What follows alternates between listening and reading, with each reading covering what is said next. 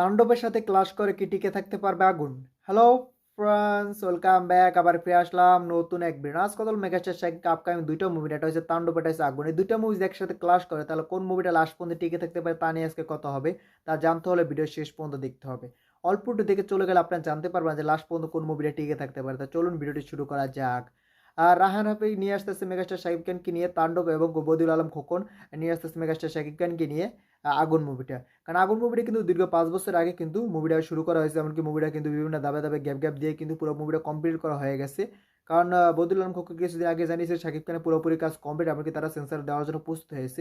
এমনকি এর আগে আমরা শুনেছিলাম যেটা কিছু গান বাকি ছিল, অবশ্যই গানগুলো হয়তো তারা কমপ্লিট করে নিয়েছে। তার জন্য তারা বলতেছে পুরো মুভি কমপ্লিট আছে, মুভিটা মুক্তির জন্য প্রস্তুত আছে, এখন শুধু সেন্সার করিয়ে নিলেই হয়। তার মানে পুরো মুভি কমপ্লিট, মুভিটা কুরবানিতে আসবে সেটা 100% কনফার্ম। অন্যদিকে কিন্তু রাহান রাফির তাণ্ডব মুভি আসবে সেটা 100% কনফার্ম। অবশ্যই কিন্তু শাকিব খান আপনারা দেখেছেন যে সাইনিং মানি নিয়ে গেছে রাহান রাফি, শাকিব খান, এমনকি শাহরিয়া শাকিল, তারা কিন্তু একসাথে বসেছিল, এমনকি সেই পিকচারটা ভাইরাল হয়েছিল। মানে তারা চুক্তিবদ্ধ হয়ে গেছে, তাদের মুভিটা কুরবানিতে আসবে সেটা 100% কনফার্ম। সো এখন কথা হলো এই দুইজন পরিচালকের ভিতরে বর্তমানে সব থেকে চাহিদা বেশি হয়েছে রাহান রাফি। কারণ বদিউল খোকন কিন্তু 90s দশকের কিন্তু পরিচালক, তার চাহিদা কিন্তু ওল্ড যারা আছে, মানে আগের লোক যারা আছে তাদেরই পছন্দ হবে। আর বর্তমানে ইয়াং জেনারেশনের জন্য কিন্তু রাহান রাফি পরিচালক কিন্তু বেস্ট। কারণ তার যে কটা মুভি এসেছে প্রত্যেকটা মুভি কিন্তু ইয়াং জেনারেশনকে টানতে পেরেছে, এমনকি আগের লোকগুলো টানতে পারছে। কারণ রাহান রাফি কিন্তু মানুষের পালস বোঝে, তার জন্য কিন্তু তার মুভিগুলো দর্শকরা দেখতে আসে। সেটা কিন্তু প্রযোজকদের কথা, সেটা আমার কথা না, এমনকি দর্শকরা দেখতে যায়, তার জন্য কিন্তু প্রযোজক এই কথাটা বলেছে, মানে প্রযোজকের টাকা উঠে আসছে, তার জন্য প্রযোজক বলতেছে রাফি দর্শকের পালস বোঝে। এমনকি রাফি তার পরবর্তী মুভি আসতেছে তাণ্ডব। এরা কিন্তু শাকিব খানকে নিয়ে রাফি তুফান মুভি বানিয়েছে, তুফান কিন্তু ব্যাপক সাকসেস পেয়েছে, দেশ বিদেশ প্রত্যেকটা দেশে কিন্তু ব্যাপক সাকসেস এনেছে। তার দ্বিতীয় পার্ট আসার কথা ছিল, সেই দ্বিতীয় পার্ট এখন আসতেছে না, সেটা আসবে 2026-এর কুরবানিতে। সেটাও কিন্তু রাফি জানিয়েছে 26-এর কুরবানিতে আসার কারণ হলো সেই মুভিটা 4টা দেশে শুটিং হবে, তার জন্য সেটা 26-এর কুরবানিতে এসে বিশাল কিন্তু ক্যানভাসে হবে, তার জন্য সেটা পিছানো হয়েছে।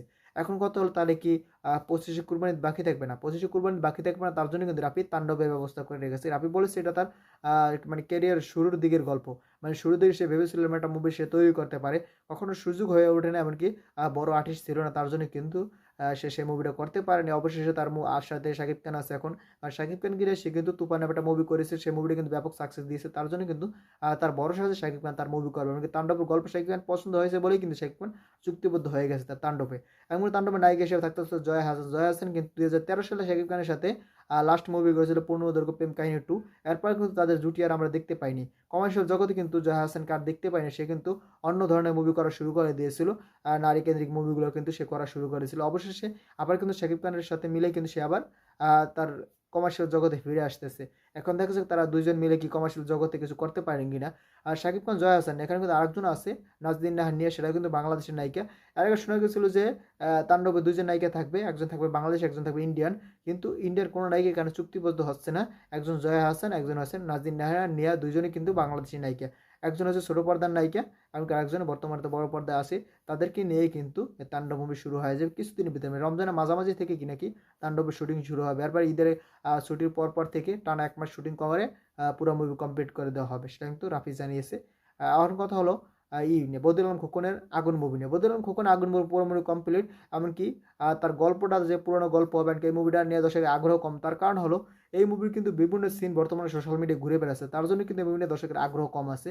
কারণ এই মুভির কিন্তু সবগুলো সিন বর্তমানে দর্শক দেখে ফেলেছে।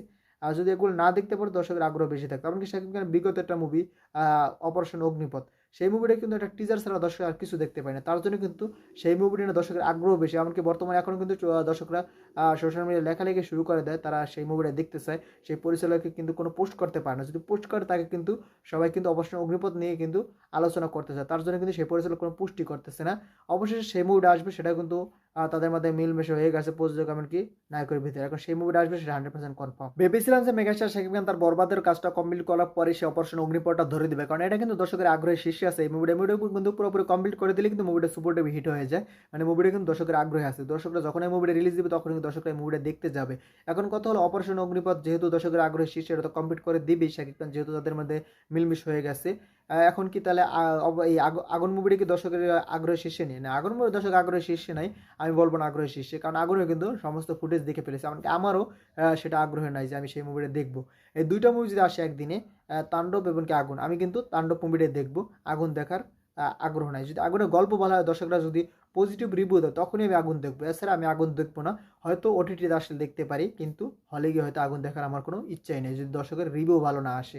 এখন দেখা যাক আগুনটা কেমন হয়। ভিডিওটা আপনাদের কাছে কেমন লাগলো অবশ্যই আপনারা কমেন্টে জানিয়ে যাবেন। ভিডিওটা যদি ভালো লাগে বেশি বেশি শেয়ার করবেন, সবাই ভিডিও দেখতে পারে। আর যারা যারা এখনও আমার চ্যানেল সাবস্ক্রাইব করেন, চ্যানেল সাবস্ক্রাইব করবেন। যারা ফেসবুক পেজ থেকে দেখছেন, অবশ্যই পেজটি ফলো করে দিবেন, কারণ আপনার একটা সাবস্ক্রাইব, একটা ফলো কিন্তু আমাকে পরবর্তী ভিডিও বানানোর জন্য আগ্রহীত করে। তো এখন চ্যানেল সাবস্ক্রাইব করে দিন, পেজটি ফলো করে দিন। ভিডিও শেষ পর্যন্ত থাকার জন্য অসংখ্য ধন্যবাদ। টেল না টেক কেয়ার, দেখা হবে নেক্সট কোনো ভিডিওতে। ততক্ষণ ভালো থাকুন, সুস্থ থাকুন, বাই বাই।